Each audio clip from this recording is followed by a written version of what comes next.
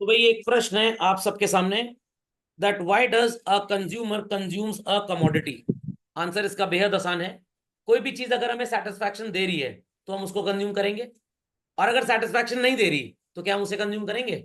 हम उसे बिल्कुल भी कंज्यूम नहीं करेंगे। Simple as that. तो भाई यूटिलिटी का कॉन्सेप्ट क्या है, ये चीज आपको लिखने की जरूरत नहीं है, बिकॉज ऑलरेडी आपने इसको बेसिक टर्म्स ऑफ इकोनॉमिक्स में पढ़ा हुआ है। Utility simply means anything that gives us what children? satisfaction. तो want satisfying power of a commodity is called as what? Utility.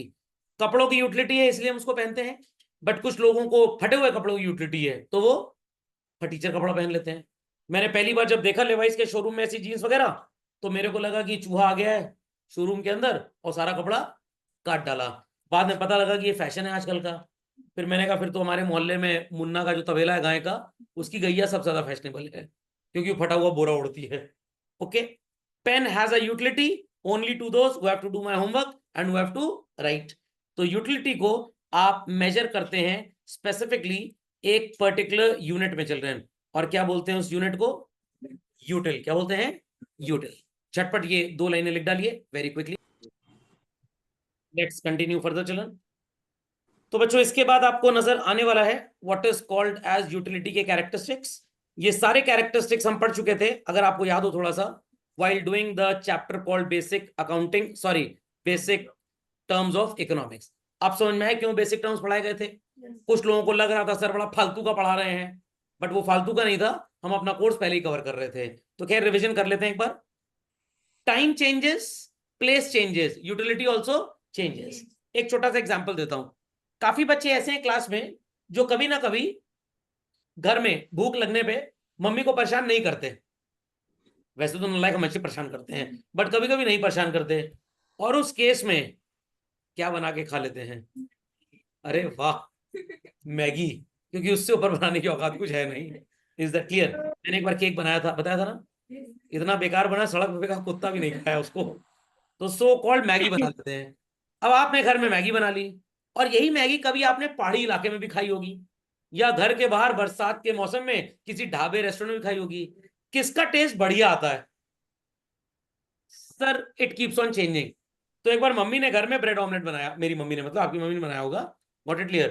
तो मैंने कहा मम्मी वो टेस्ट नहीं आ रहा जो सड़क पे ठेले वाले का होता है। तो मम्मी बोली एक काम करो, बाइक स्टार्ट करो, एक्सीलेटर तेज करो, धुआं निकलेगा, मैं कढ़ाई लेके तवा लेके आ जाऊंगी। तो जब उस ऑमलेट में धुआं जाएगा गंदा वाला, तब वो तुम्हें टेस्ट आएगा। मतलब सड़क पे तो धुएं का भी टेस्ट है, तो थोड़ा एक्स्ट्राऑर्डिनरी अच्छा लगता है। Is that clear? Samosa mummy घर में बनाए तो बिल्कुल टेस्ट नहीं आएगा, बट वो पप्पू हलवाई का समोसा है जो पैर से आलू मींज रहा है, पता नहीं नहाया कब था, और नाली के पानी वाली चटनी दे रहा है, वो टेस्ट एकदम अलग है। तो person to person, place to place, time to time चल रहे हैं, the satisfaction level keeps on changing. तो अगर 2 और 3 जनवरी के दिन आपको कोई हॉट कॉफी पीने को बोले तो अच्छा लगेगा, बट कोल्ड कॉफी कंपेरेटिवली उतनी अच्छी नहीं लगेगी। उत्कल जी गुटली फंस गई क्या मुंह में? जो माइक ऑफ कर दिया, ऑन कर लीजिए। वैसे नो ही सर। जून के महीने में कोई कोल्ड कॉफी आपको देगा तो बहुत अच्छी लगेगी, बट हॉट कॉफी उतनी अच्छी नहीं लगेगी। नहीं लगेगी। समझ में आया कि नहीं आया? तो this shows that time to time, person to person, place to place, it keeps on changing. खोपड़े में बात गई कि नहीं गई? पक्का? चेंजिंग। आप बैठ के पढ़ रहे हैं, बड़ा बढ़िया कोई नॉवल वॉवल पढ़ रहे थे, और लाइट चली गई, 15-20 मिनट तो टैकल हो जाएगा, 2-4 घंटे से लाइट ही नहीं आ रही है, क्या नॉवल पढ़ना उतना एंजॉय कर पाएंगे? बिल्कुल नहीं कर पाएंगे। सर हम वैसे भी नहीं एंजॉय कर पाते, अंग्रेजी में थी ना सर। समझ में आ गया? चलिए, यूटिलिटी इज सब्जेक्टिव। सब्जेक्टिव का मतलब क्या होता है भाई? इसका मेजरमेंट करना किसी भी स्टैंडर्ड इंटरनेशनल न्यूमेरिकल यूनिट में मुश्किल ही नहीं, नामुमकिन है। बट धरती पे कुछ कलाकारों ने एक अपनी ही एसआई यूनिट दे दी, and what is that called as? Utils. तो ये मत बोलिएगा सर हमारा बर्थडे था 250 ग्राम मजा आ गया सर हमको, सर हमें 3 किलोमीटर मजा आया। तो भाई यूटिलिटी को आप किसी भी स्टैंडर्ड इंटरनेशनल न्यूमेरिकल यूनिट में एक्सप्रेस नहीं कर सकते। Utility is not essentially useful. याद है वो मिल्क वाला एग्जांपल? काफी बच्चे क्लास में ऐसे हैं जो खुशी खुशी अपने मन से दूध पीते हैं, उन्हें बड़ा अच्छा लगता है, और कुछ सिर्फ और सिर्फ पापा मम्मी के प्रेशर में, डर में, दबाव में दूध पी लेते हैं। यस और नो? तो चलिए एक बार क्लास में वोटिंग करा लेते हैं। हाथ उठा दें वो लोग जो ऑनलाइन कनेक्टेड है वो भी, और जो ऑफलाइन बैठे हैं वो भी, जिनको दूध पीना मन से बड़ा अच्छा लगता है। Very good, excellent. बोला जाएगा दे have utility of drinking milk. अब वो लोग अपना हाथ उठाएं जिनको जबरदस्ती दूध पीना पड़ता है। सर एक दो बार नालिम बाए थे, पकड़ गए, मम्मी पकड़नी खूब मारी सर हमको। वो तो अच्छा है पापा थे जिनको था कि भाई खानदान का वारिस चाहिए तो छुटवा लिए, और बाकी डर वो भी गए थे कि मम्मी उनके ऊपर अगला प्रहार ना कर दे। चलिए, तो वो लोग अब हाथ उठा दें जिन्होंने सो कॉल्ड दूध सिर्फ मजबूरी में पिया, बट अच्छा बिल्कुल नहीं लगता। अब ये 1 2 3, अपने आप को जोड़ूंगा मैं, 1 2 3 4 5 6 ऑनलाइन वाला 6 दलित ऐसे हैं जो सो कॉल्ड ये जानते तो हैं drinking milk is useful, but उन्हें बिल्कुल भी मिल्क पीना अच्छा नहीं लगता। नहीं। तो utility is not essentially useful, ये मैंने नहीं बताया। मैंने बताया कि भाई यूटिलिटी अलग चीज है और यूजफुलनेस अलग चीज है। बहुत बार आपने देखा होगा लोगों को पान खाते हुए, देखा होगा। कुछ लोगों को देखा होगा सिगरेट पीते हुए, ट्राई मत करिएगा। कुछ लोगों को देखा होगा ऐसे से चलते हैं, आपको लगता होगा सब बोले हैं, सांप की पैदावार है। No, they are under extreme influence of alcohol. तो भाई उसको अवॉइड करें। नहीं तो मुकेश की फोटो आती है ना, वैसी फोटो आएगी मूवी चलने से पहले। मुकेश को तो जानते ही होंगे। तो वो लोग क्यों ये सारी चीजों का सेवन करते हैं, नशीले पदार्थों का? क्या उनको मजा आता है? This is to say that they have utility, but are these things useful children?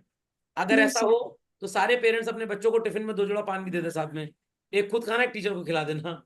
Is that clear और नॉट? और सब लोग अल्कोहल कंज्यूम करने लग जाएं, तो इन चीजों से यूटिलिटी तो हो सकती है बट यूजफुलनेस नहीं है। तो दूध पीना यूजफुल है सबके लिए, यस और नो? बट कुछ को अच्छा लगता है और कुछ को अच्छा नहीं लगता। जिनको अच्छा लगता है it is said they have utility, जिनको अच्छा नहीं लगता उनके लिए यूटिलिटी नहीं है। समझ में आ गया? बट स्मोकिंग सिगरेट, कंज्यूमिंग पान tobacco, chewing tobacco, drinking alcohol, ये यूजफुल नहीं है, बट जो लोग इन चीजों का सेवन करते हैं उन्हें यूटिलिटी मिलती है। Is that clear? कभी कभी आपने बर्गर और पिज्जा खाया होगा, समझ में आ गया? क्या Yes, sir. बर्गर और पिज्जा आपकी बॉडी के लिए यूजफुल है? नो, बट हम No, खा sir. लेते हैं सर, क्यों? यूटिलिटी मिलती Utility. है। Is that understood? Is that understood? चलिए चला जाए आगे। ऑलरेडी आपने लिखा है, हेडिंग भी लिख लेंगे, काम चल जाएगा। कॉन्सेप्ट ऑफ यूटिलिटी आप पढ़ चुके हैं, याद करिए अपनी कॉपी के शेड्यूल को बच्चों। पहली यूनिट कंज्यूम करने में शायद 10 यूटिल्स का सो कॉल्ड आपने MUTU लिखा था। पहली वाली को इनिशियल यूटिलिटी बोलते हैं, वो मार्जिनल भी होती है और टोटल भी होती है। कहने का मतलब initial utility is also Marginal marginal total, utility. but marginal and total will never be initial Initial except utility. the first one। नहीं समझे बात को? असर्शन में Yes, आएगा sir. Initial utility can be marginal and total, और फिर उसके बाद रीजन में लिख के आएगा marginal utility equals to initial utility. तो आप बोलेंगे भाई assertion is correct but reason is wrong. क्यों रॉन्ग है भाई? पहली बार इक्वल होता है बट बार बार इक्वल नहीं होता है। इज दैट क्लियर और नॉट? तो इस चीज को बच्चों झटपट कॉपी में लिख लीजिए, झटपट कॉपी में लिख दीजिए। On the consumption of first unit of a commodity,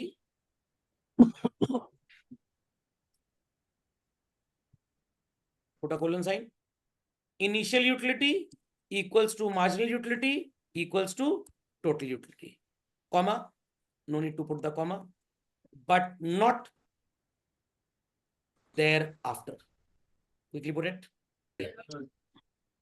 चलते हैं आगे बच्चों। खैर ये सारी चीजें आप पढ़ चुके हैं इसलिए आपको पढ़ने की कोई जरूरत नहीं है। बस आप ये फॉर्मूला लिख लीजिए और इस फॉर्मूले की वर्किंग मैं आपको दिखाऊंगा, क्योंकि ये फॉर्मूला बड़ा इंपॉर्टेंट है। न्यूमेरिकल्स आते हैं इसके ऊपर और बच्चों की बैंड बच जाती है न्यूमेरिकल्स को करने में। चलिए भाई, तो you are suppose to dictate me the unit children. First unit पे MU और TU 10-10 था, then it was 8 and 18, then it was 6 and 24, then it was 4 and 28, then it was 0। ये सिंगल डिजिट अच्छा लग नहीं रहा है, पहले से ही शादी कराता हूँ। चलिए, अब यहाँ पे 2 हो गया और इसके बाद 30, देन 0, तो ये भी 30, 7 इट इज, -2 तो 28, और क्या था बच्चों? 4, तो 24 था ना। 28 में से 4 माइनस करें तो मैथ्स के हिसाब से 24 आएगा। समझ में आ गया? चलिए अब ध्यान से मेरी बात सुनिएगा। अगर मैं हर 2 TU की यूनिट्स को ले लूं बच्चों, और उसका डिफरेंस कैलकुलेट करूं तो मेरे को mu मिलेगा कि नहीं मिलेगा? नहीं समझ में आई बात? ध्यान से सुनिएगा। 10 और 18 का डिफरेंस क्या है चिल्ड्रन? 8। 18 और 24 का डिफरेंस क्या है भाई? 6। 24 और 28 का डिफरेंस क्या है? 4। 28 और 30 का डिफरेंस क्या है? 2। 30 एंड 30 का डिफरेंस क्या है? 0। 30 एंड 28 का डिफरेंस क्या है? -2। 28 एंड 24 का डिफरेंस क्या है? -4। ये कहानी समझ में आ गई? तो हमने हर दो पर्टिकुलर टीयूज को लिया और उसका डिफरेंस निकाल लिया। अंडरस्टूड और नॉट? नहीं समझ में आया? अरे 24 और 28 का डिफरेंस क्या होगा भाई? 4। 30 और 30 का डिफरेंस क्या होगा? 0। 28 और 24 का डिफरेंस क्या होगा? 4 या -4। Is that clear? अब यहाँ पे आपको एक फॉर्मूला मिला है बच्चों। क्या लिखा है फॉर्मूले में? TUN, मतलब खाना खा के टुन हो गया एकदम? No, TUN minus TUN minus 1। अब इसको समझेंगे आप कैसे, ध्यान से सुनिएगा। ये TUN का क्या मतलब है? बहुत सिंपल है, बहुत सिंपल है। TUN आप ले लीजिए सो कॉल्ड 28 को। बच्चों किसको ले लिया हमने? 28। तो सर फिर ये TUN माइनस 1 क्या हो जाएगा? बता रहा हूं, not to worry at all. TUN minus 1 क्या हो जाएगा?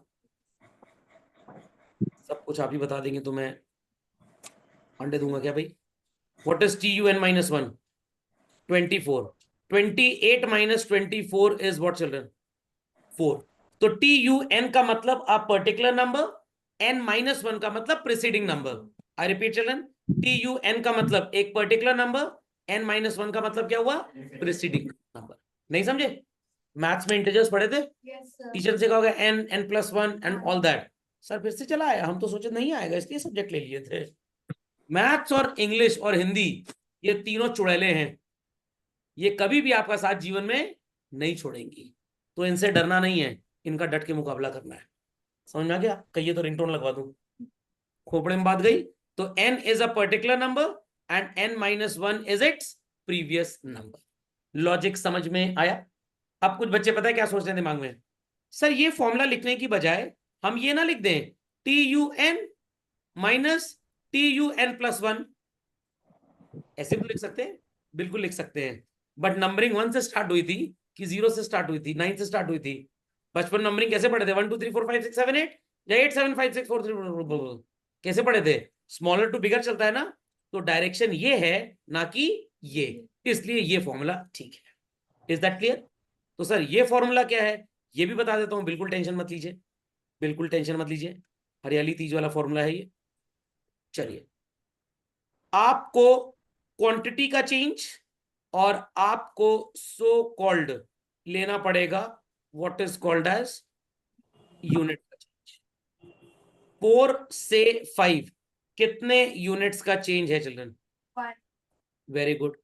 24 से, sorry I made a mistake, 24 से 28 बिल्कुल मत देखिए, आप देखेंगे व्हाट इज कॉल्ड एज, हाँ ये बन गया ना। चलिए, 28 से 30 का चेंज कितना होता है चिल्ड्रन? 2। 4 से 5 का चेंज कितना होता है? 1। डेल्टा TU का मतलब होता है change in TU। Greek letter में इस ट्राइंगल को डेल्टा बोलते हैं। व्हाट?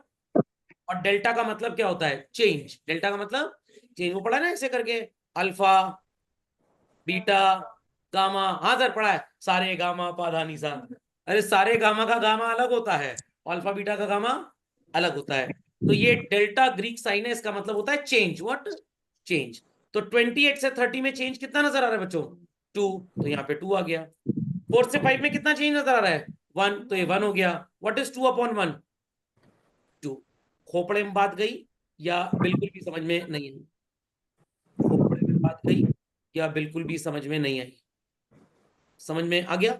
तो बच्चों ये दोनों फॉर्मूले आपको याद रखने हैं, क्योंकि जब आप न्यूमेरिकल करेंगे, some numericals could be solved using this formula and some could be solved using this formula. तो आपको दोनों आने चाहिए। Is that understood? Is that understood? और न्यूमेरिकल MCQ में भी आ सकता है। आपको इस तरह का क्वेश्चन दे देंगे और पूछेंगे when utility changes from 4 to 5 what is MU? तो आपको MU तो देंगे नहीं, सारे TUs दे देंगे, सारे यूनिट्स दे देंगे। तो आप चाहे तो देख के ही पता लगा सकते हैं। चाहे तो आप ऐसे भी कर सकते हैं, कोई फर्क नहीं पड़ेगा। Got it? Understood the formula? झटपट इसको अपडेट कर लें कॉपी में। फॉर्मूला समझ गए सब लोग भाई? चलिए, तो टोटल यूटिलिटी का भी एक फॉर्मूला आपके सामने है बच्चों, और ये फॉर्मूला आने वाला है, ध्यान से सुनिएगा, इसको भी समझा दूं आपको जरा। ये भी बहुत मजेदार चीज है, very interesting children, very interesting. चलिए, इसको थोड़ा खिसका के इधर कर लेते हैं, फिर इसको मिटा देते हैं। चलिए, सबको नजर आ रहा है बच्चों? ये सबको नजर आ रहा है? कैसे टीयू को लेकर एमयू कैलकुलेट करना है ये तो सीख गए।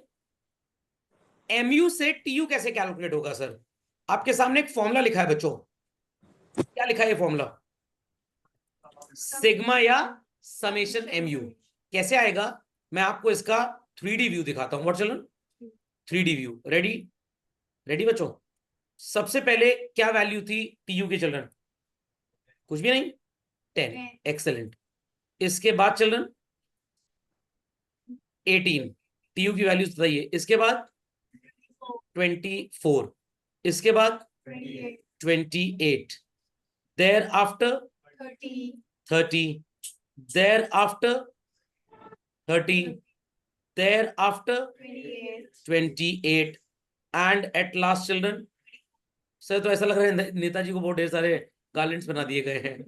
तो ये था फॉर्मूले का 3D व्यू चिल्ड्रन, समझ में आ गया? तो सबसे पहले सिर्फ 10, देयर आफ्टर 10 के साथ 8, 18 हो गया। There after 10 + 8 + 6 is 24, then 10 + 8 + 6 + 4 is 28, 10 + 8 + 6 + 4 + 2 is 30, 10 + 8 + 6 + 4 + 2 + 0 is again 30, and so on. समझ में आ गया फॉर्मूला कैसे अप्लाई होगा? तो if T U is given, M U can be calculated. If U is not given, तो आप एम यू नहीं निकाल पाएंगे। तो टी यू निकालने के लिए एम यू का होना बहुत जरूरी है। और अगर एम यू निकालना और टी यू दिया है, दो फॉर्मूले थे, या तो डिफरेंस को डिवाइड कर लीजिए, और नहीं तो हर 2-2 यूनिट का डिफरेंस देखते रहिए। इज दैट अंडरस्टूड और नॉट? पक्का? तो टी यू की भी डेफिनेशन लिख लें बच्चों, और ये बहुत इंपॉर्टेंट चीज है, काम आएगी। सो इन दोनों का रिलेशनशिप आपको मैंने लास्ट लेक्चर में लिखवा दिया था, ये आपके पास है। जब जब टी यू बढ़ेगा, what will happen to M U children? It will go down. जब टी यू मैक्सिमम हो जाएगा तो एम यू 0, और टी यू गिरेगा तो एम यू नेगेटिव। तो ये आपने लिखा हुआ है, don't waste time on writing this again. Graph also we have drawn children. चलिए, तो ये सब तो हम पढ़ चुके थे। चलिए, रेडी एवरीबडी? लिखना स्टार्ट करिए अपनी कॉपी में। एम यू को क्या होता है जब टी यू मैक्सिमम होता है चिल्ड्रन?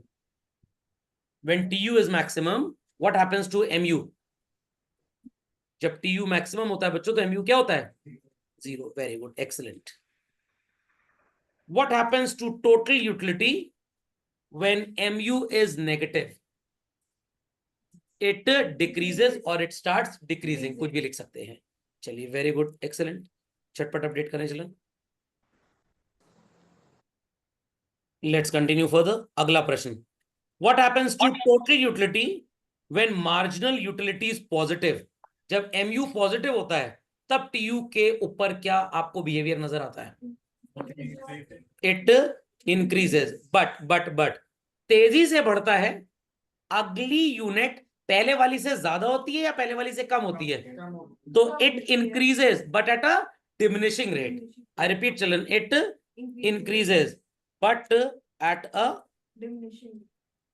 Diminishing rate. खोपड़े में बात गई? बढ़ेगा बट हौले हौले। समझ में आ गया? सुधरेंगे लोग बट हौले हौले। धीरे धीरे हमारा बच्चा सुधर रहा है। कुछ पेरेंट्स ऐसे बोलते हैं, तो बोलते अच्छा डिमिनिशिंग रेट पे सुधर रहा है आपका बच्चा। हमारा बच्चा बहुत तेजी से सुधर गया, इंक्रीजिंग रेट। तो उत्कल भाई डिमिनिशिंग रेट है, और जय भाई इंक्रीजिंग रेट। तेजी से परिवर्तन आ गया इनके अंदर। चलिए, be quick, be quick. Let's continue further. चलो बच्चों, सबको शेड्यूल नजर आ रहा है? Very quickly people are suppose to copy this schedule, और जो जो मिसिंग आइडेंटिटीज हैं वो आपको भरनी है। भर लेंगे लोग? चलिए, लेट्स सी किसने किसने नमस्ते इंडिया का दूध पिया है। चलिए, मिसिंग आइडेंटिटीज फिल करनी है। कौन कौन सी है बताता हूं एक बार। 3 के सामने what is missing children? TU गायब है। 2 के सामने MU गायब है। 4 और 5 के सामने भी MU गायब है। भर लेंगे इसको? चलिए भरिए झटपट फास्ट। तो भाई कैलकुलेशन स्टार्ट करते हैं और बहुत ही आसान है।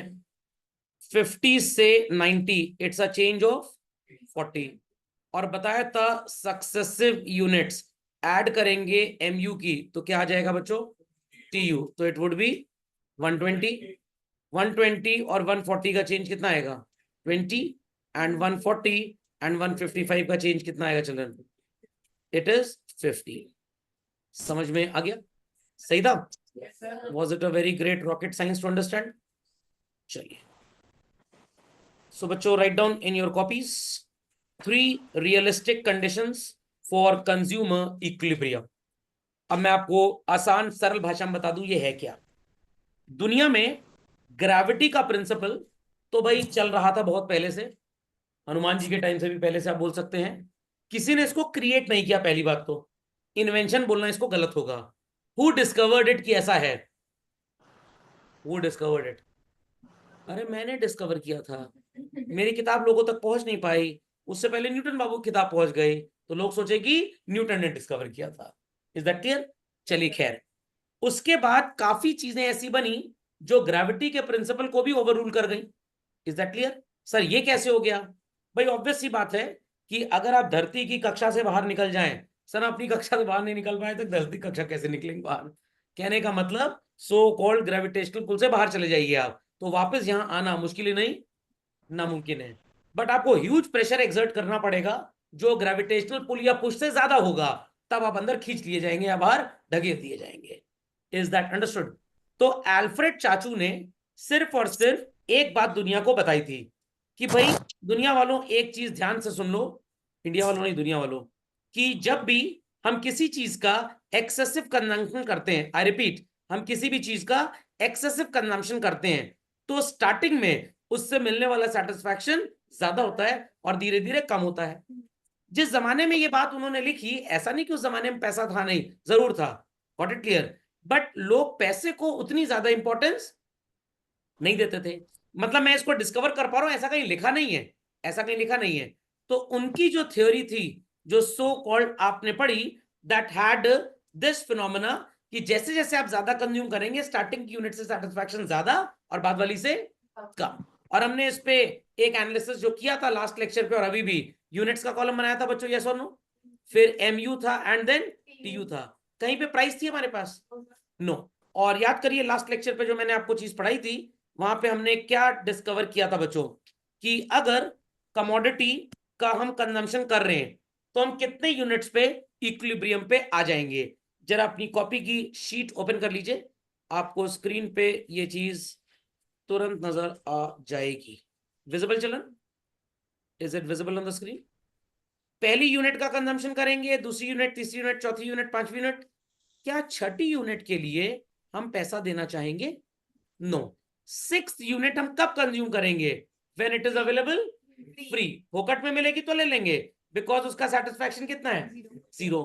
और कुछ लोग तो बच्चों फ्री में भी नहीं लेंगे, क्यों सर पैसा कहां लग रहा है, अच्छा ठीक है पैसा नहीं लग रहा, भाई यूनिट फ्री में है, बट अगर आपको इसके कंजम्पशन से खांसी जुकाम हो गया, पेट दर्द हो गया, तो वो तो पैसे खर्च होंगे। याद करिए 3 बातें बताई थी, इकोनॉमिक गुड्स, इकोनॉमिक सर्विसेज, और एक पढ़ाया था इकोनॉमिक बैड्स। आ गया ये बैड। तो आप छठी यूनिट को कभी भी नहीं लेंगे सर फ्री में मिल रही है, तो भैया फ्री में जहर मिलेगा पी लोगे क्या, नो। तो फ्री में मिल रही है और अगर इससे कोई नुकसान हो रहा है तो हम इसको नहीं लेंगे। And consumer will be satisfied only after consuming what units of a commodity. 5th unit पे उसका मैक्सिमम सेटिस्फैक्शन हो जाएगा, वो छठे को कंज्यूम नहीं करेगा, फ्री मिलेगा तब भी नहीं लेगा। एल्फ्रेड मार्शल बस इतना ही बोल के गए थे और इससे ज्यादा उन्होंने कुछ नहीं बोला। बट उनके आगे के जो चेले चापड़ थे, जो डिसाइपल्स थे, उन्होंने बोला कि भैया जहर भी दुनिया में फ्री में नहीं मिलता, तो जब भी हम कोई कमोडिटी खरीदेंगे डेफिनेटली वी हैव टू पे अ प्राइस। तो ये ओरिजिनल थ्योरी अल्फ्रेड मार्शल साहब ने प्रैक्टिकली कभी नहीं बनाई थी। हो सकता है वो अपने डिसाइपल्स के सामने अपने रिसर्च स्कॉलर्स के साथ ऐसी बातें करते हो और उनके टैया होने के बाद उनके रिसर्च स्कॉलर्स ने उनकी थ्योरी में एक एलिमेंट जोड़ दिया, and what is that, price का एलिमेंट। सर आप इस बात को कैसे इतनी कॉन्फिडेंटली बोल सकते हैं, भैया मैं ऐसे इतनी कॉन्फिडेंटली बोल सकता हूं, अगर अल्फ्रेड मार्शल साहब ने डिस्कवर किया होता चिल्ड्रन, तो हो ना हो डेफिनेटली यहां पे भी प्राइस होती। वो क्यों थ्योरी आधी अधूरी लिख के जाएंगे? क्या उनको अकल नहीं थी कि मैं क्रिटिसाइज किया जाऊंगा कल को? तो अल्फ्रेड मार्शल साहब ने जब अपनी थ्योरी बनाई तो उन्होंने सिर्फ दो बातें बोली यूनिट्स के साथ, एक एमयू और एक T. But the disciples must have discovered that no particular commodity or service on this planet earth is available free of cost। तो भाई कुछ ना कुछ पैसा तो हमको देना ही पड़ेगा। तो ये सेकंड मॉडल है चिल्ड्रन। तो पहले मॉडल को हम बोला करते थे law of diminishing marginal utility. everybody is supposed to put this heading।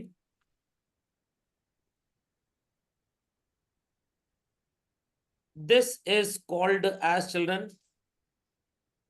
utility maximising rule. क्या बोलते हैं इसको? Utility maximising rule. इन दोनों में बच्चों डिफरेंस समझ में आ गया आपको? दोनों में डिफरेंस समझ में आ गया? यहां पे हम अज्यूम कर रहे थे कमोडिटी तो ले रहे हैं बट प्राइस जैसा कुछ भी नहीं है। क्या रियल वर्ल्ड एप्लीकेशन है इसका? नहीं है। But here you are suppose to pay the price. तो वही बात आती है, मैकडोनल्ड का बर्गर 50 रुपए का और बर्गर किंग का 70 रुपए का, दोनों से सेटिस्फैक्शन सेम है। कहां पे बर्गर ठूसना चाहिए? मैकडोनल्ड्स में। क्यों? प्राइस कम है। गलत जवाब। अगर भैया प्राइस कम होती तो मुकेश अंबानी भी अपने बेटे की शादी मैकडोनल्ड का बर्गर खिला के कर लेते। आपका सेटिस्फैक्शन लेवल बर्गर किंग के बर्गर में कम होगा और मैकडोनल्ड्स में ज्यादा होगा in comparison with the price paid. समझ में आ गया? क्या बच्चों जीवन में इंसान एक ही कमोडिटी कंज्यूम करता है?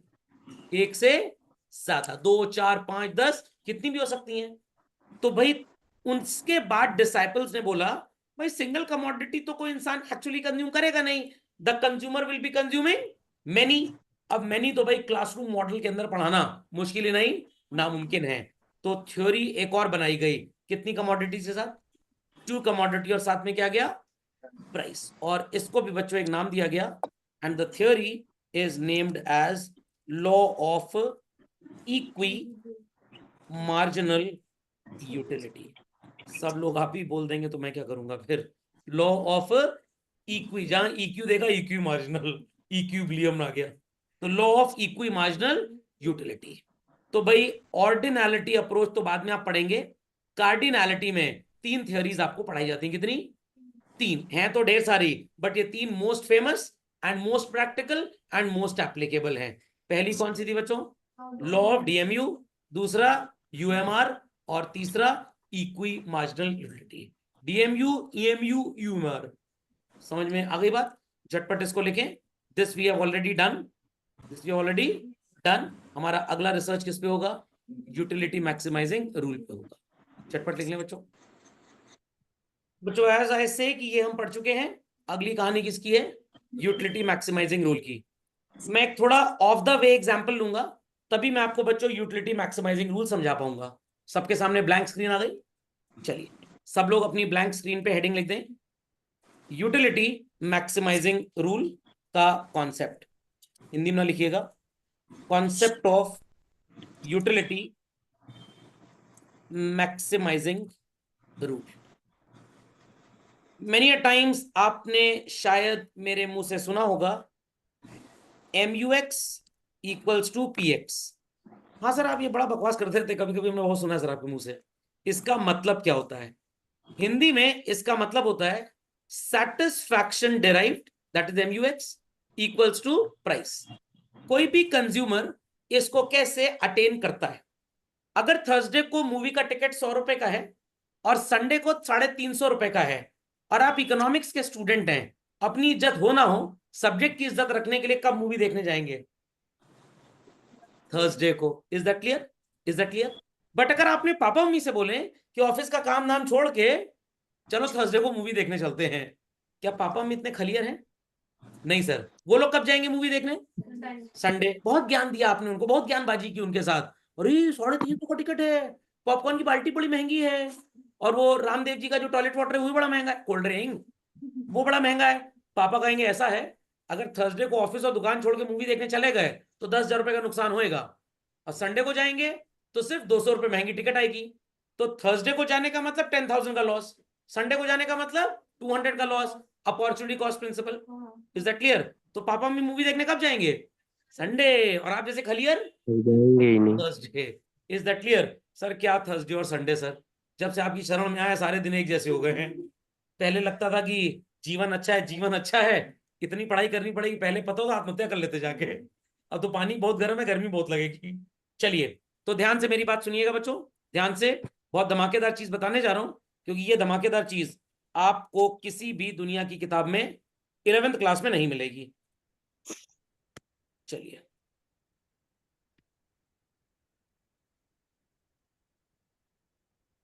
नजर आ रहा होगा आपको, कुछ लिखा हुआ स्क्रीन पे। चलो, पेट्रोल की क्वांटिटी हम लेंगे, पिएंगे नहीं मतलब, 1 लीटर।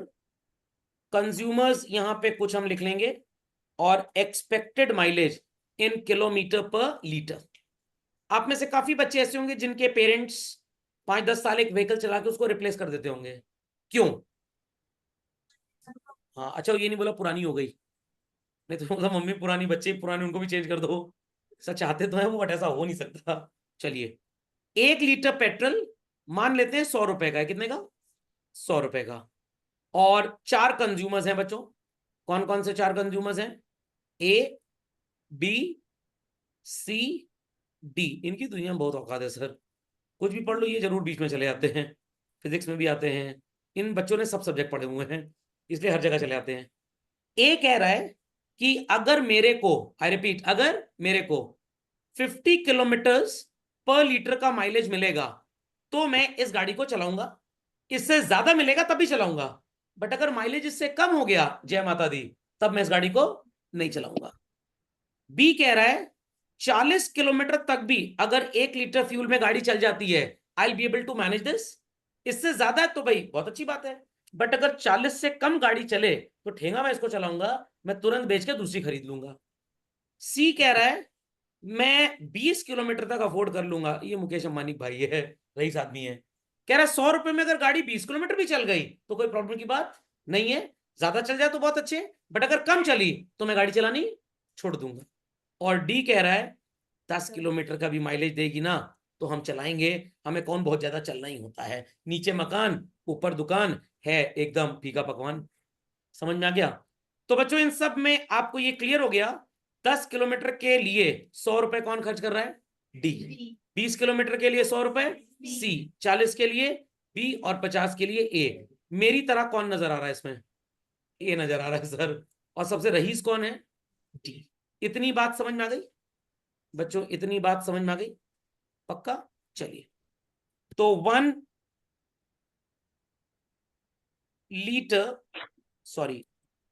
किलोमीटर चलाने के लिए कितने रुपीस खर्च होंगे? Ready to understand children? 100 रुपए का पेट्रोल लगेगा, कितने का बच्चों? 100 रुपए का। और गाड़ी चलेगी, हाँ गायब हो गया भैया, अच्छा भाग गया था, मुझे इसको फिर से लिखते हैं, भाग गया था। 1 किलोमीटर चलाने के लिए हाउ मच रुपया वुड बी स्पेंट? चलिए बच्चों, तो यहां पे 50 किलोमीटर गाड़ी 100 रुपए में चलेगी, तो 1 किलोमीटर गाड़ी कितने रुपए में चलेगी? 2 रुपए में। सही है ना maths? Very good, excellent. 40 kilometre गाड़ी चलेगी 100 रुपए में, तो 1 किलोमीटर चलाने के लिए कितने पैसे खर्च होंगे? 2.5। 100 चलेगी गाड़ी, सॉरी 100 रुपए के पेट्रोल में 20 किलोमीटर चलेगी, तो 1 किलोमीटर चलाने में कितने खर्च होंगे? 5 रुपए। और सो कॉल्ड, अरे मीटर को किलोमीटर कर देते हैं, क्या फर्क पड़ेगा। 1 किलोमीटर गाड़ी यहां चलाने में कितने पैसे खर्च होंगे चिल्ड्रन? 10 रुपए। Is that much understood well by all children? सबको ये कहानी समझ में आ गई? तो मिस्टर ए कह रहे हैं मैं 1 किलोमीटर के लिए मैक्सिमम कितना अफोर्ड करूंगा? 2 रुपए। ये कितना अफोर्ड कर सकता है? 2.5 रुपए। ये वेरी गुड। एक कस्टमर और आया शोरूम में और उसने पूछा कि भाई गाड़ी कितने किलोमीटर चलती है? कह रहा है ये इलेक्ट्रिक व्हीकल है, 100 रुपए का रिचार्ज करेंगे तो 100 किलोमीटर चलेगी। कितनी? 100 किलोमीटर। तो 1 किलोमीटर चलने पे कितने रुपए खर्च होंगे बच्चों? 1 रुपए। Is that clear? तो ये है हर पर्टिकुलर कंज्यूमर का 1 किलोमीटर का कॉस्ट। कितना बच्चों? 1 किलोमीटर का कॉस्ट। इतना समझ में आ गया? इतना समझ में आ गया?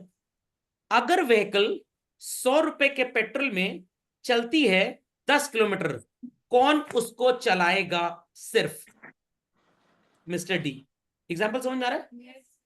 अगर 100 रुपए के पेट्रोल में व्हीकल 20 किलोमीटर चल जाती है, कौन कौन उसको चलाएगा? स्टिल सी भी चलाएगा और डी भी चलाएगा। सिद्धि जी नहीं समझा?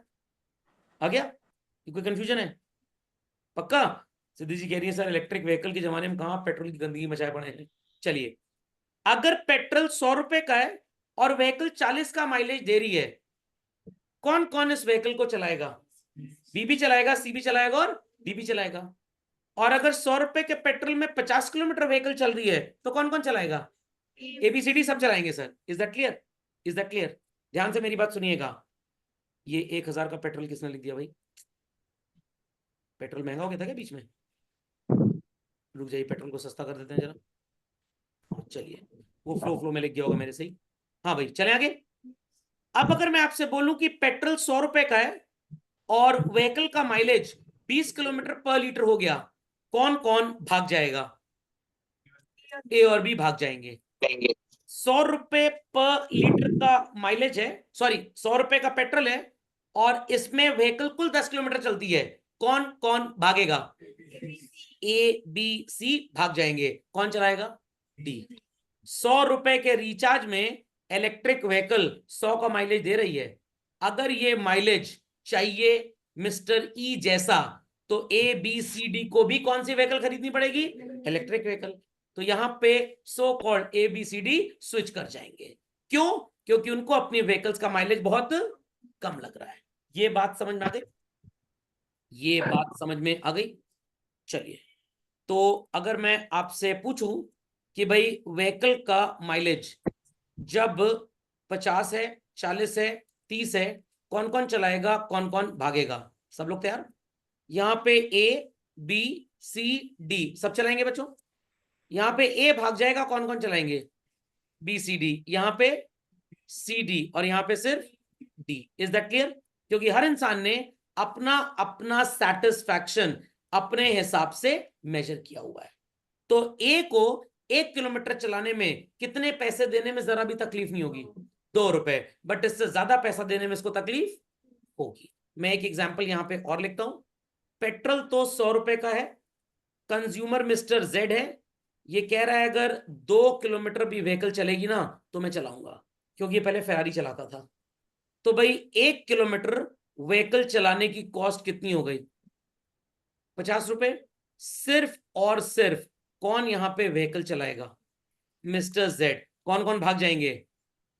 क्यों, जेड तो है, सब कैसे भागे? ए बी सी डी भाग जाएंगे। समझ में आ गया? तो भाई ए का सेटिस्फैक्शन लेवल क्या है? 1 किलोमीटर के लिए ही कैन स्पेंड 2 रुपी। बी का सेटिस्फैक्शन क्या है? 1 किलोमीटर के लिए ही कैन स्पेंड 2.5। सी का सेटिस्फैक्शन क्या है? 1 किलोमीटर के लिए ही कैन स्पेंड 5। डी का सेटिस्फैक्शन क्या है? 1 किलोमीटर के लिए ही कैन स्पेंड 10। ई का सेटिस्फैक्शन क्या है? 1 किलोमीटर के लिए मैं ना खर्च करूंगा एक से ज्यादा। तो बच्चों ये जो MUX थे, ये सारे के सारे ये थे। Is that clear? और जो PX था, ये सारा का सारा ये था। समझ में आ गया? तो आज आपको ये बात समझ में आ गई कि अगर मेरे पास ये 22,000 रुपए का मोबाइल है, आप इसको सस्ता नहीं बोलेंगे, और ये सो कॉल्ड 1,03,000 का है तो आप इसे महंगा नहीं बोलेंगे। दोनों की अपनी अपनी यूटिलिटी है, दोनों का अपना अपना सेटिस्फैक्शन है। मेरे पास लेनोवो का लैपटॉप है जिसपे मैंने एप्पल का स्टिकर लगाया हुआ है। इट कॉस्टेड मी 38,000 रुपी। मेरा पूरा काम इसमें हो जा रहा है। क्या मैं पागल हूं, या मेरे को टॉमी और मोतीन काटा है जो मैं 1.5 लाख का मैकबुक प्रो खरीदूंगा, मैकबुक एयर खरीदूंगा और पागल की तरह एयर में उड़ने लग जाऊं मैं? नो। तो सर वो जो 1.5 लाख रुपए का मैकबुक एयर खरीदते हैं, क्या वो बेवकूफ होते हैं? अरे बिल्कुल नहीं भाई। उनको लग रहा है मैकबुक एयर पे खर्च किया गया 1.5 लाख रुपए उनको बराबर सेटिस्फैक्शन देगा। दे में बी ग्राफिक डिजाइनर्स, दे में बी वीडियो एडिटर्स। अब मेरे 2 कौड़ी के लैपटॉप में उस लेवल की तो वीडियो एडिटिंग ये टांग उठा देगा। इज दैट क्लियर और नॉट? Is that clear? तो अगर 200 रुपए किलो का मैंगो आप बाजार से खरीद के ले आते हैं और मैं नहीं खरीदता, तो मैं बोलूंगा भाई इसकी औकात अभी 200 रुपए नहीं है। आप बोलेंगे सर आपकी औकात नहीं इसको खरीदने की। तो 200 रुपए का मैंगो जो खरीदता है उसको मैंगो 200 का टेस्ट देता है। जो 200 का मैंगो नहीं खरीदता बट 80 रुपए में खरीदता है उसको मैंगो 80 रुपए का टेस्ट देता है। तो nothing is expensive, nothing is cheaper, it is all what children? MUX equals to PX। लोग अंबानी इसका मजाक उड़ा रहे हैं क्योंकि उनकी औकात नहीं है 4-5 प्री वेडिंग करने की। 4-5 वेडिंग कर लेंगे, एक हुई तलाक हुआ फिर दूसरी, वो सही लगता है। समझ में आ गया? ये शायद रिहर्सल मैचेस चल रहे हो कि भैया बहुत टिक पाएगी घर पे नहीं, भाई पूरी रईसी देख लो क्या है हमारी, तुम्हारे पिता दहेज दे पाएंगे कि नहीं दे पाएंगे। रिश्ता मेरे पास भी आया था अंबानी का, बट मैंने कहा मैं ना अफोर्ड कर पाऊंगा भैया। Is that clear? तो हमारे लिए एक नॉर्मल इंडियन ठीक है। तो ये समझ में आई बच्चों? बात समझ में आ गई बात? तो आपको बच्चों as a part of the syllabus utility maximising rule में हमेशा क्या सिखाया जाएगा, मैंने इसी एग्जाम्पल के लिए इसको लिया था। आपको हमेशा बोला जाएगा कि आप इस इक्वेशन को जब भी जीवन पर्यंत अप्लाई करें, आपको अजम्पशन लेना है 1 MU equals to what children? ₹1। मतलब 1 रुपए खर्च करने में सेटिस्फैक्शन कितने MU का होना चाहिए? 1 का। मैंने यहां पे MU को तो 1 ही लिया था, बट क्या मेरा रुपी भी हर बार 1 था चिल्ड्रन? कभी मैंने 2 रुपए लिया, कभी 2.5 रुपए, क्योंकि मेरे पास कंज्यूमर्स अलग अलग थे। Is that clear? Is that clear? Any doubts? Many doubts? Logic समझ में आ गया? नहीं समझ में आया? MU चेंज हो सकता है, बट हम इक्विलिब्रियम लेवल इसको मानते हैं जहां पे 1 MU इक्वल्स टू ₹1 होता है। बट क्या यहां पे ऐसा था? तो ये मेरा अजम्पशन था, रियल लाइफ में ऐसा होता है बच्चों। ये रियल लाइफ है जो आपके सिलेबस में आपको पढ़ाई जाती है। आपके सिलेबस में हमेशा ही बोला जाएगा कंज्यूमर सेटिस्फाइड कब होगा? When satisfaction derived is equal to the price paid. तो भैया इनका सेटिस्फैक्शन 1 किलोमीटर का 2 रुपए में हो रहा है, इनका सेटिस्फैक्शन 1 रुपए का 1 किलोमीटर का 50 रुपए में हो रहा है, इनका सेटिस्फैक्शन 1 किलोमीटर का 2.5 रुपए में, इनका सेटिस्फैक्शन 1 किलोमीटर का 5 रुपए। तो हर कंज्यूमर का 1-1 रुपए का सेटिस्फैक्शन अलग अलग प्राइस पे हो रहा है। बट सिलेबस कहता है कि भाई 1 रुपए का सेटिस्फैक्शन 1 MU ही माना गया है, ताकि हर बच्चे को एक कॉमन चीज पढ़ाई जाए और एग्जाम में कॉमन चीजों लिख के चले आए। बातें समझ में आ रही हैं? Clearly understood? तो real life is satisfaction of any commodity could be different for different type of consumers। तो आपके लिए हो सकता है 50,000 रुपए का लैपटॉप बेनिफिट देगा, मेरे लिए 80,000 वाला बेनिफिट देगा। तो लैपटॉप का सेटिस्फैक्शन आपके लिए इक्विवेलेंट टू 50,000, मेरे लिए इक्विवेलेंट टू 80,000। बट इकोनॉमिक्स के सिलेबस में MU भी दलितर, प्राइस भी दलितर। 1 MU का सेटिस्फैक्शन 1 रुपए, ये बेचारे 1 रुपए से बढ़े ना पाए आज तक। इन्फ्लेशन इतना हो गया दुनिया में, ये 1 ही रुपए पे अटके हुए आज तक। हाँ तो वो तो 1 इक्वल्स टू 1 ही हो गया ना भाई। हाँ, इक्वालिटी हमेशा 1 लिया गया, बेसिक मिनिमम यूनिट। जैसे जब भी हम परसेंटेज पढ़ते हैं तो टीचर 100 से स्टार्ट करता है, ठीक है? 100 का 10% 10, 100 का 20% 20, 200 का 20% तो 40 हो जाएगा ना। But it is again number expressed in terms of 100। तो पढ़ाया आपको यही जाता है, percentage is what? A number expressed over 100। But exam में तो 1525.25 का 3% निकाल दो, सारा बदला हम ही लेना था। इज दैट अंडरस्टूड और नॉट चिल्ड्रन? सबको ये कहानी समझ में आ गई? चलिए, कॉपी कर लिया सबने? चलिए भाई ध्यान से सुनिएगा। वैसे तो मैं इसको अगले लेक्चर पे टेकअप करूंगा, यस सर। बट मैंने सोचा कि आपको थोड़ी सी कहानी आज बता के ही छोड़ूं ताकि आपको नींद अच्छी आ जाए। ये भाई साहब शर्ट्स खरीद रहे हैं, पहली शर्ट 600 रुपए की ली, कितने की? 700 मिनट्स इनको बेनिफिट मिला। 600 रुपए खर्च करके 700 रुपए का बेनिफिट मिला, तो 1 रुपए खर्च करके कितने मिनट का बेनिफिट मिला? 1.16। तो 1 रुपए खर्च करके बेनिफिट 1 रुपए से ज्यादा का मिल रहा है, तो ये शर्ट खरीदेगा। मैंने मिनट बोला है, आपको क्या बोलना है? उल्लू? यूटिल। एक और शर्ट खरीदी इसने 600 रुपए की, बट अब 650 मिनट का बेनिफिट मिला। तो 600 रुपए खर्च करने पे 650 का बेनिफिट, 1 रुपए खर्च करने पे कितना बेनिफिट? 1.08, जीरो भी है बीच में। Got it clear? तो 1 से ज्यादा का बेनिफिट, कम का बेनिफिट। खरीदेगा नहीं खरीदेगा? खरीदेगा। एक और शर्ट खरीदी 600 रुपए की, 600 खर्च किया, 1 रुपए का बेनिफिट कितना है? 1। ये यहां पे सेटिस्फाइड हो गया, तो पहली शर्ट लेगा, दूसरी लेगा, तीसरी लेगा, बट यहां पे बेनिफिट कितना है? एक से कम। तो इकोनॉमिक्स के सिलेबस के हिसाब से अब वो नहीं खरीदेगा। बट अगर मेरे को लग रहा नहीं चलेगा, कोई प्रॉब्लम नहीं, तो भाई मेरे लिए कंज्यूमर इक्विलिब्रियम हो जाएगा। बट अगर एग्जाम में आप इतना चौधरी बनेंगे तो बस टीचर यही भाषा इस्तेमाल करेगा। इज दैट अंडरस्टूड और नॉट? पक्का? तो रियल लाइफ में किसी को लगता है मैंगो पे 1 रुपए खर्च हो रहा है, बेनिफिट 1.16 का है, भाई हम ले लेंगे। किसी को लगता है 1 रुपए से कम का बेनिफिट है तो हम नहीं लेंगे। मेरे को लग रहा है नहीं नहीं नहीं कोई बात नहीं, ले लो ले लो। Is that clear? तो आप बाजार गए, आपको लगा नहीं जितना पैसा है दुकानदार मांग रहा है वर्थ है नहीं, आप वापस लौट आए। बट मैंने कहा नहीं मैं तो खरीद के जाऊंगा क्योंकि मेरे पास फिर से बाजार आने का समय नहीं है, तो मैंने टाइम को इंपॉर्टेंस दे दी। Is that clear? तो what the syllabus says and what the actual content is, इसमें मैच द फॉलोइंग समझ में आ गया? पक्का? तो कोई भाई लेंस कार्ट से चश्मा खरीद लेगा, कोई सो कॉल्ड किसी XYZ शॉप से खरीद लेगा। किसी को क्या लग रहा है भाई शॉप से खरीदो, बिजनेसमैन थोड़ा सा तरक्की करे। किसी को लग रहा है भाड़ में जाए बिजनेसमैन, मैं तो लेंस कार्ट से लूंगा, मेरे को वहां डिस्काउंट मिलता है। तो सिलेबस सेज कि 1 रुपए का सेटिस्फैक्शन 1 MU के बराबर है, तो it is consumer to be set into equilibrium. But जहां पे उसका सेटिस्फैक्शन 1 रुपए से कम हुआ, वो उन चीजों को बाय करना छोड़ देगा। तो डिफरेंस समझ में आया? What I explained earlier and what is this? चलिए, तो आज की सेवा यही समाप्त होती है, इसको अगले लेक्चर में प्रोसीड ऑन करेंगे।